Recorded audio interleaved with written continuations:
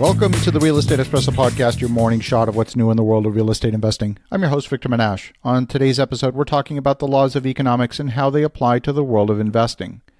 But first, I love to answer your questions. If you have a question you think is going to be of broad interest, I'd love to answer it live on the air on one of our many AMA episodes. That is, Ask Me Anything. Send your questions to victor@victorjm.com. That's victor@victorjm.com, and I'll answer it live on the air. We're back. On today's episode, we're talking about the laws of economics and how they apply to the world of investing. As real estate investors, we make choices about where to invest, when to invest, what asset class to invest in, and the positioning of the product in the marketplace. When you perform due diligence on a particular opportunity, there's always three elements to look at in detail. Number one, the team. Have you got the right people involved in the project? Number two, the overall market. And number three, the specifics of the deal. One of the realities of our modern world is that nothing ever stays the same. You'll either be in a period of growth or a period of decline. That's true of companies, that's true of cities, it's also true of individuals.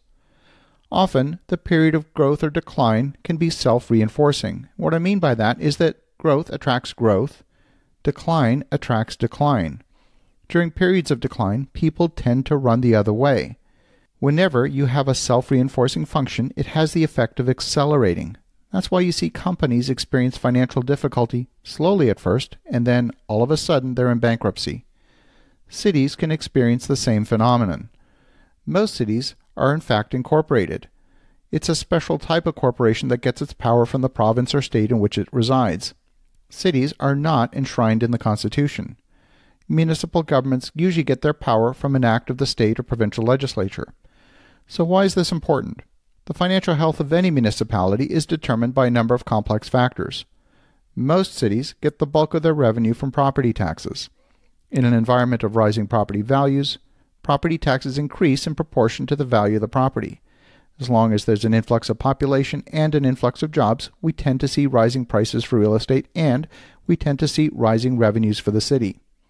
If people are leaving the market, or prices are falling, then local government revenues will fall unless the city raises taxes. That's politically unpopular, and politicians are reluctant to use that approach unless they absolutely have to. The other major variables are on the expense side.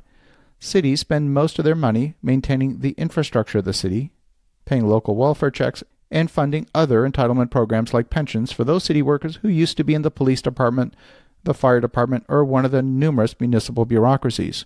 It's no secret that the number of people retiring has accelerated to an unprecedented level. We can expect about 10,000 baby boomers to be entering retirement across North America every day for the next 15 years. So what happens when a city can no longer afford to meet its pension obligations? At first, they start to cut back on discretionary spending. Next, they start to defer maintenance on critical infrastructure like roads, water, sewer, and public parks. Then they cut back on the number of teachers in the schools, and we see class sizes increasing. When that trick stops working, the city has no choice but to declare bankruptcy. We've seen it in Detroit, which owed $18.5 billion in debt. We've seen it in Stockton, California.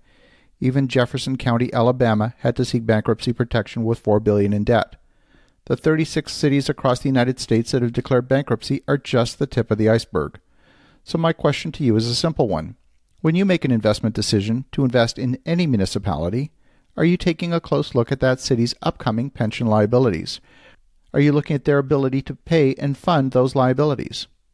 When you're investing in a city that has a high likelihood of facing rising taxes, declining infrastructure, a possible exodus of population, and who knows, bankruptcy, is this really where you want to invest? Is it going to protect your investment, or is it going to degrade the value of your investment? One of the very important factors for you to look at when you look at the market. It's not just the local market conditions. It's a vital step to consider when you look at the market aspect of your due diligence. As you're thinking about that, have an awesome rest of your day. Go make some great things happen. We'll talk to you again tomorrow.